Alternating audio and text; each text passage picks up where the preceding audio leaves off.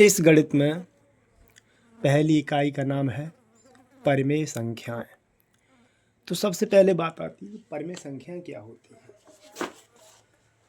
देखिए, हम परिमेय संख्या को p बटा q के रूप में लिखते हैं, जहाँ p और q पूर्णांक हैं और q बराबर नहीं होना चाहिए शून्य।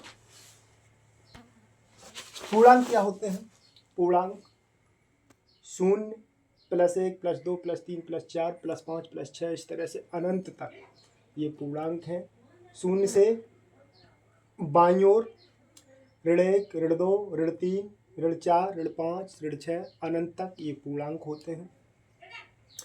परिमेय संख्या का उदाहरण है 3/5 p बटा q, यानी ऊपर अंश p है और हर q है, तो q के स्थान पर शून्य नहीं होना चाहिए। यहाँ कहीं पर भी शून्य नहीं है, तो परिमेय संख्या ऊपर तो शून्य हो सकता है लेकिन नीचे शून्य नहीं होना चाहिए।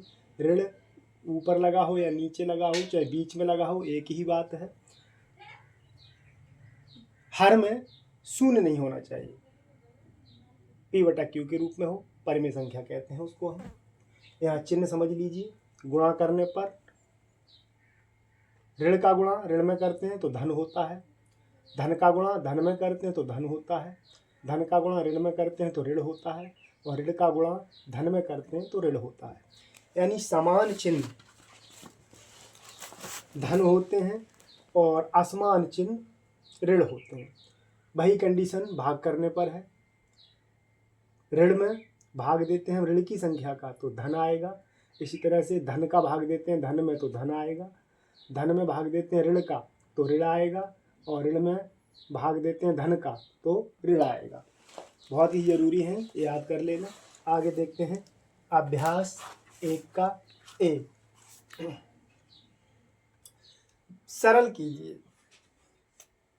देखिए इसे कैसे सरल करेंगे। पहले हल लिख लेंगे, यहाँ पर हम हल, और बराबर का चिन्ह बीच में लगेगा। 4/5। यहाँ पर देखिए कोष्ठक से बाहर अगर धन का चिन्ह है तो अंदर चिन्ह में कोई बदलाव नहीं होता है, वो ऋण की ही रहती है संख्या। या ऐसे मान लें यहाँ पर गुणा हो रहा है तो धन और ऋण मिलकर के ऋण होता है, धन और ऋण मिलकर के गुणा करने पर ऋण होता है, तो यहाँ चिन्ह आएगा ऋण। ये दोनों मिलकर के ऋण हो गया, यहाँ पर 2/5। आगे समान हर है। समान हर होने पर हर एक बार लिखा जाता है, चाहे 2 बार हो, चाहे 3 बार हो, चाहे 4 बार हो। अगर समान है तो एक बार लिख लेते हैं, 4 ऊपर लिखेंगे, ऋण 2, अंश में से अंश घटा देंगे, हर वही रहता है, ये नियम है। तो 4 में से 2 गए, 2 बचे और बटा 5, यही हमारा उत्तर हो जाएगा। दूसरा सवाल है, काली से लिखेंगे इसे, हल नीचे नीली से करना है और सवाल काली से। तो सेकंड सवाल देखते हैं इसी का। लिखा है ऋण 4/5,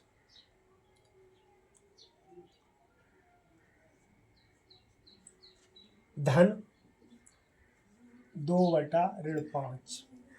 इसमें भी हर समान है। आगे देखिए, हल लिख लेंगे नीली से।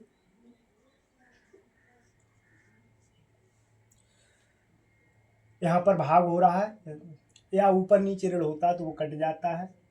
यहाँ लिखेंगे 4/5। यहाँ नीचे वाली ऋण का भाग ऋण में हो रहा है तो भाग करने पर ऋण ऋण क्या होता है, धन होता है, यानी ये कट जाते हैं। यहाँ पर गुणा हो रहा है या कोष्ठक से बाहर धन का चिन्ह है तो कोई बदलाव नहीं होता है अंदर। तो ऋण चाहे ऊपर लिखो, चाहे नीचे, चाहे बीच में, कोई फर्क नहीं पड़ता है, तो यहाँ हम बीच में लिख देते हैं। धन ऋण ऋण हो गया 2/5। हर समान है, हर को एक बार लिख लेंगे। 4 ऋण 2 बराबर 4 में से 2 गए, 2 बचे, 2/5, इसका भी उत्तर हो जाएगा। आगे देखते हैं दूसरा, संख्या रेखा की सहायता से सरल कीजिए।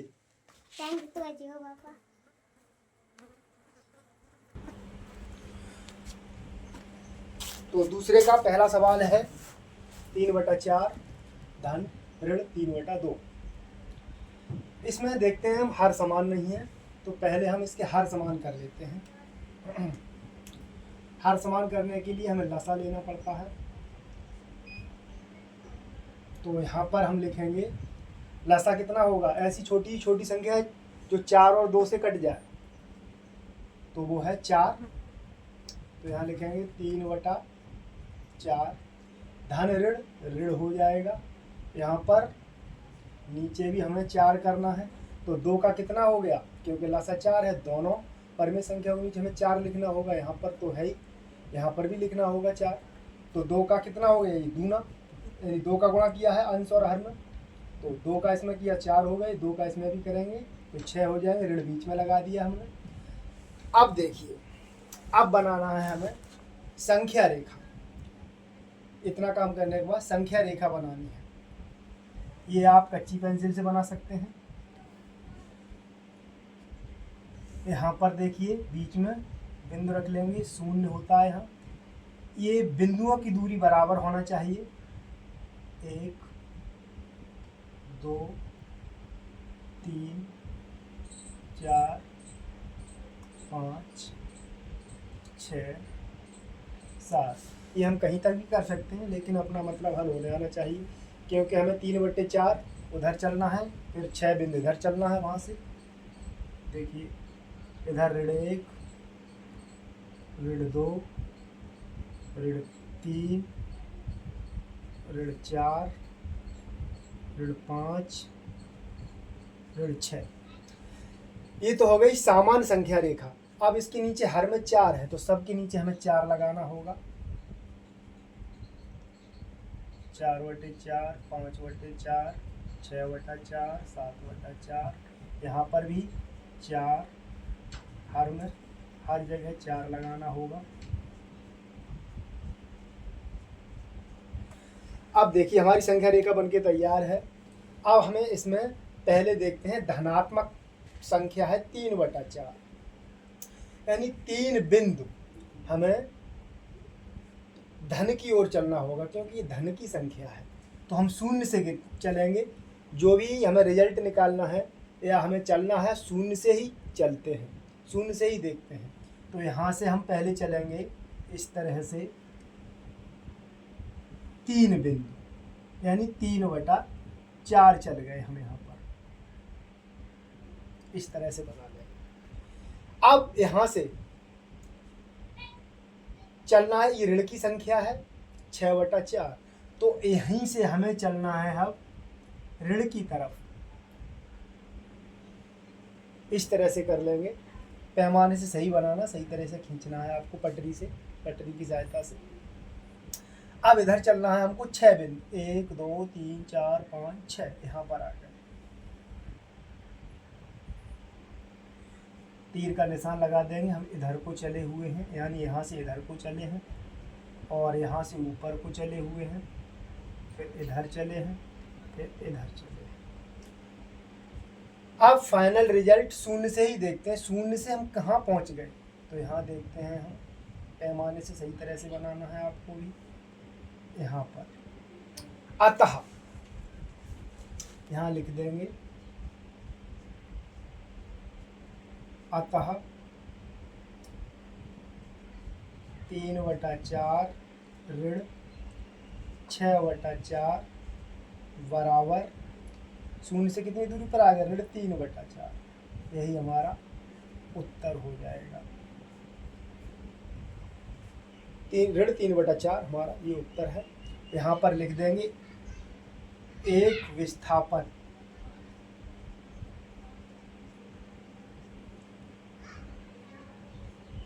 एक विस्थापन बराबर 1/4, यानी एक बिंदु हम कहीं चलते हैं तो हम 1/4 चल जाते हैं। तो एक विस्थापन 1/4। यहाँ पर इसमें जगह नहीं, यहाँ लिख देते हैं 3/4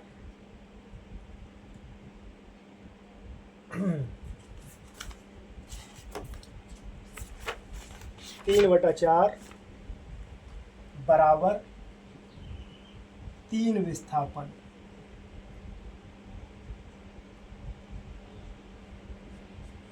नहीं, 3/4 यानी यहाँ से यहाँ तक आए थे, 3/4 बराबर 3 विस्थापन, यानी शून्य से हम 3 बिंदु चले थे, इसलिए 3/4 बराबर 3 विस्थापन। और रह गया यहाँ से इधर चले हुए हैं, यहाँ लिख देंगे -6/4 बराबर 6 विस्थापन।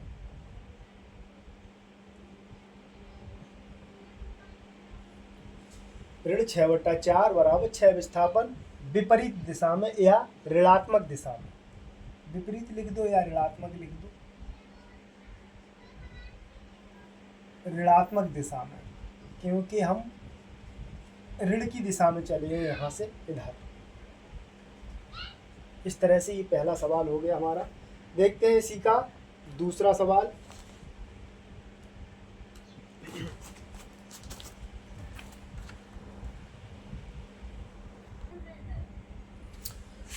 ऋण 3/4 धन 5/6। यहाँ पर हम देखते हैं हर समान नहीं, तो सबसे पहले वही काम करेंगे, इसमें हर समान करेंगे। यहाँ पर ऋण ऊपर भी है नीचे भी है, तो ये कट जाएंगे, यहाँ पर रह जाएगा ये 3/4, और यहाँ पर हो जाएगा धन और ऋण ऊपर चाहे नीचे हो, धन और ऋण का गुणा करते तो ऋण हो जाता है, ये हो जाएगा 5/6। हर समान करेंगे इसके, तो ऐसी छोटी छोटी संख्या जो 4 से भी पूरी कट जाए, 6 से भी पूरी कट जाए, वो कौन सी संख्या है? वो संख्या है 12। यहाँ पर भी लिख लेंगे 12, बीच में ऋण है, ऋण लगा देंगे। तो ये हो गया, या ऐसे कह लें ये लघुत्तम समापवर्त है 4 और 6 का। तो 4 का कितने गुना है? ये 3 गुना, अर्थात इसमें 3 का गुणा किया जाएगा, तो ऊपर भी हमें 3 का गुणा करना है, और इसमें 2 का गुणा किया तब 12 हुए, तो यहाँ पर भी हमें 2 का गुणा करना है, अंश और हर दोनों में गुणा करना है। तो यहाँ पर हो जाएंगे 3 तिया 9, और यहाँ पर हो जाएंगे 5 दूनी 10 ऋण के। हर बराबर हो गए। अब आगे देखिए, संख्या रेखा बनानी है हमको।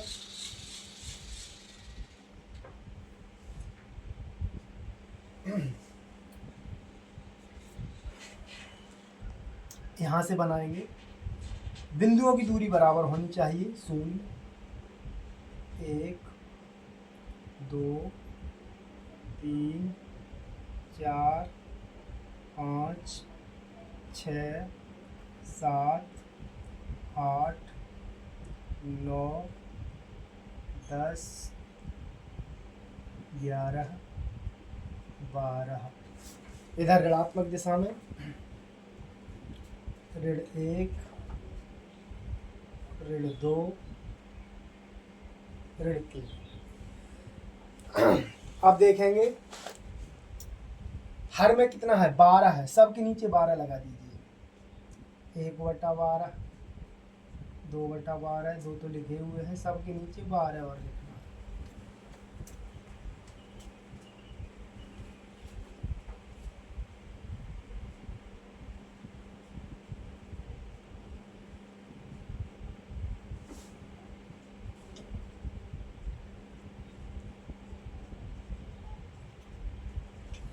अब देखते हैं यहाँ पर 9/12, ये धनात्मक परमेय संख्या है, तो 0 से हम देखेंगे, 0 के नीचे नहीं लगाना है 12, 0 तो न तो धनात्मक होता है न ऋणात्मक, ये केवल 0 ही रहता है।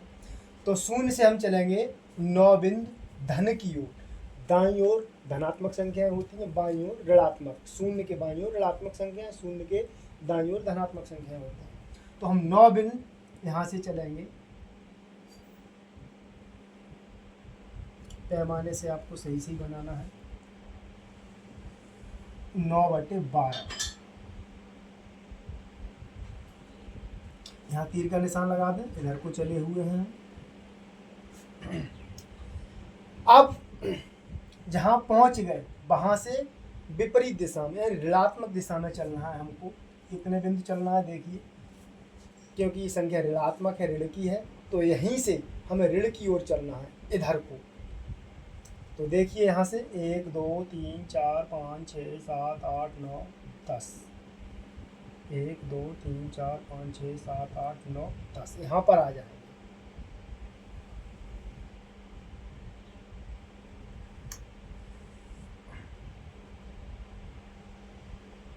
तीर का निशान लगा देंगे। इस तरह से हम इधर को, यहाँ से इधर को चले हुए हैं।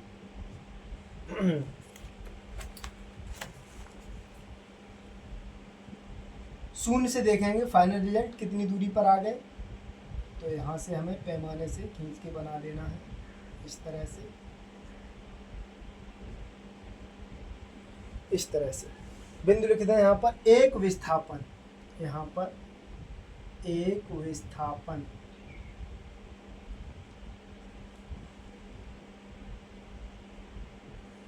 एक विस्थापन बराबर, यानी एक बिंदु से दूसरे बिंदु तक कितना चलते हैं हम, 1/12 चलते हैं, 1/12।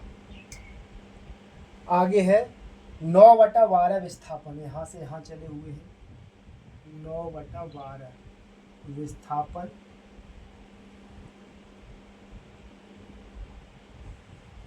बराबर कितना हो गया, 9/12, यानी 9/12 विस्थापन, 9/12 विस्थापन बराबर 9। और यहाँ से इधर को चले हैं ऋण 10/12,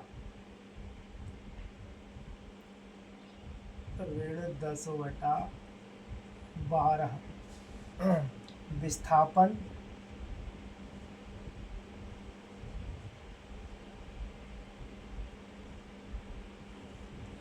बराबर कितने बिंदु हो जाएंगे, 10।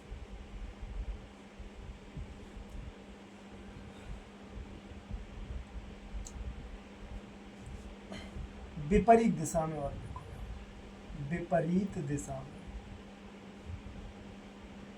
क्योंकि हम ऋणात्मक दिशा में चले हैं। अतः उत्तर लिख देंगे इसका, कितना आया उत्तर, अतः 9/12 ऋण 10/12 बराबर शून्य से कितना चले, ऋण 1/12, यानी ऋण 1/12, यही हमारा उत्तर हो जाएगा। सवाल हो गया पूरा, बिल्कुल इसी तरीका से करना है फेयर पर। आगे है तीसरा सवाल, हर का लासा लेकर सरल कीजिए। देखिए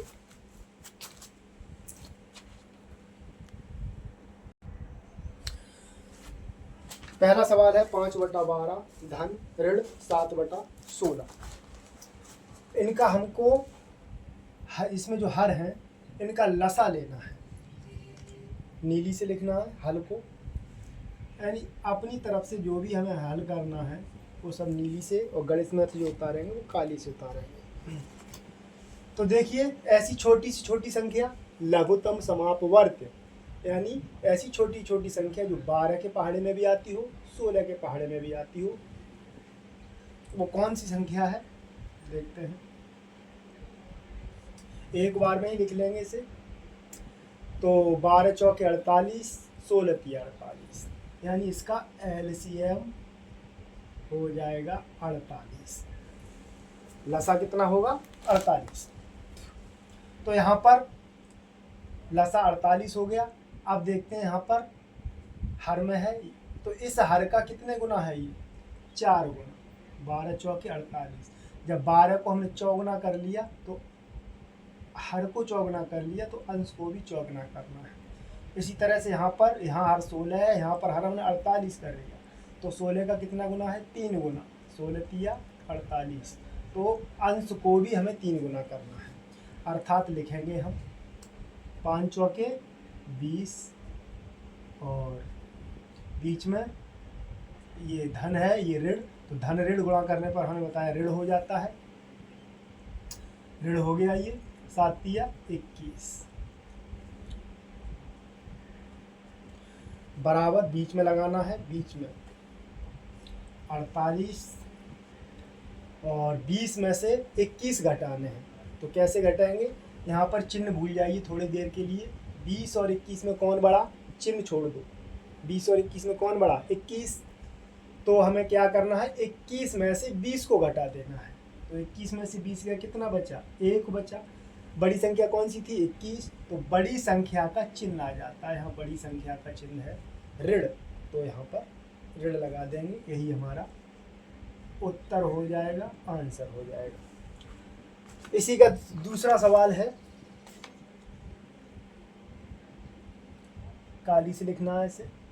ऋण 3 बटा ऋण 11 धन ऋण 4 बटा 33। देखिए इसको हल कैसे करेंगे, हर समान करने हैं। पहले हमें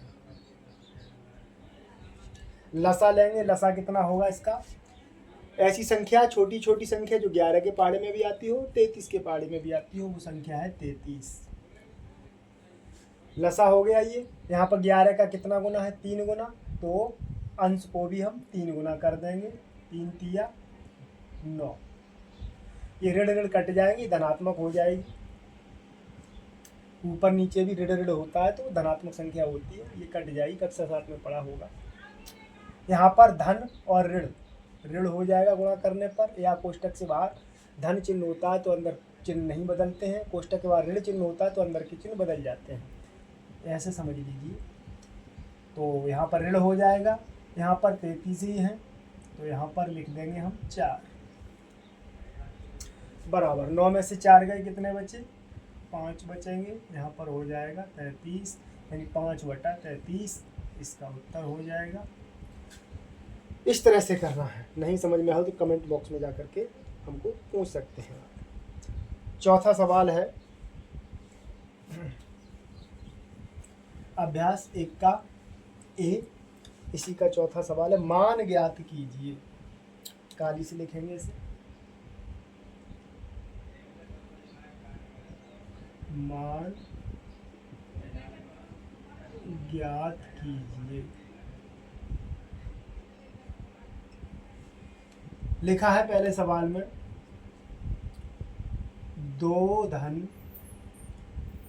ऋण 11 बटा 9। देखिए हल कीजिए, मान ज्ञात कीजिए, सरल कीजिए, सब एक ही बात होती है। यहाँ पर देखिए, यहाँ एक पूर्णांक दिया हुआ है लेकिन परमेय संख्या नहीं दी है, तो हम क्या करेंगे, इसको परमेय संख्या बना लेंगे। इसे बराबर लगाएंगे, 2 को हम 2/1 लिख सकते हैं।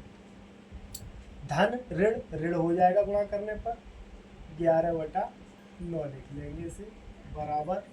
यहाँ पर हमें हर समान करने हैं तो यहाँ पर हो जाएगा 9, यानी एलसीएम 9 होगा इसका। तो 1 का 9 गुना हो गया तो 2 का, यानी इसमें 9 का गुणा हुआ, इस तरह से 9 का गुणा हुआ तो अंश में भी हमें 9 का गुणा करना है। तो ऊपर हो जाएगा 18, बीच में ऋण है, ऋण लगा देंगे। यहाँ पर 9 ही है तो यहाँ पर कोई परिवर्तन नहीं हुआ, 11 के 11 रहेंगे यहाँ पर।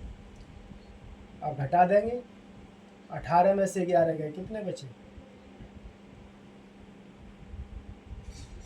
7/9।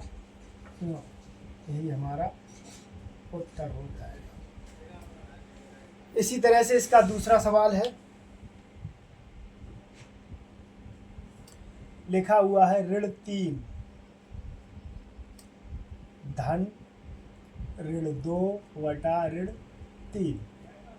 इसको भी हमें सरल करना है, लिख लेंगे यहाँ पर हल। उसी तरह से यहाँ भी एक पूर्णांक दिया हुआ है, इसको भी हम परमेय संख्या बना लेंगे, नीचे हर में 1 लिख लेंगे, कोई फर्क नहीं पड़ता है। तो यहाँ लिख लेंगे ऋण 3/1। यहाँ पर ऊपर भी ऋण है, नीचे भी ऋण है, ऋण से ऋण कट जाएगा, या फिर इसका भाग इसमें देते हैं तो ये धन हो जाता है, ऐसे समझ लीजिए। बीच में प्लस आ जाएगा, यहाँ पर हो जाएगा 2/3 बराबर लगाना जरूरी है। यहाँ पर देखिए एलसीएम लेंगे, कितना हो जाएगा, 3 हो जाएगा। तो इसका हमने 1 का 3 गुना कर दिया, तो ऊपर वाले को भी 3 गुना कर दें, 3 तिया 9 ऋण के हो जाएंगे, क्योंकि ऋण की है संख्या, 3 तिया 9 ऋण के हो गए यहाँ पर। और 3 तो है ही, यहाँ प्लस, बीच में प्लस लगा हुआ है, 3 कोई परिवर्तन नहीं है यहाँ पर, बराबर। देखेंगे यहाँ पर ऋण 9 में जोड़ना है 2, ऋण 9 में 2 जोड़ना है, तो क्या करेंगे, चिन्ह भूल जाते हैं थोड़ी देर के लिए, चिन्ह नहीं है मान लीजिए, तो 9 और 2 में कौन बड़ा, 9 बड़ा है। तो क्या करेंगे, 9 में से हम 2 घटा देंगे, 9 में से नहीं जोड़ना है,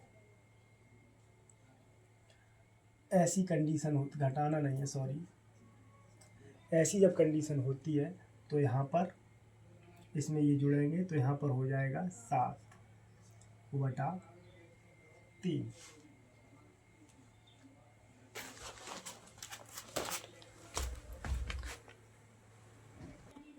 ऐसी कंडीशन होती है, एक संख्या ऋण की हो, एक संख्या धन की हो, तो हम क्या करते हैं, यहाँ पर बड़ा कौन है, 9, तो 9 में से क्या करेंगे, 2 को घटा देंगे, तो यहाँ पर बचेगा 7। और बड़ी संख्या कौन सी है इसमें, 9, तो बड़ी संख्या का चिन्ह आता है, तो यहाँ पर लिख देंगे ऋण, यानी यही हमारा उत्तर हो जाएगा। प्रश्नावली 1 का ए, द एंड।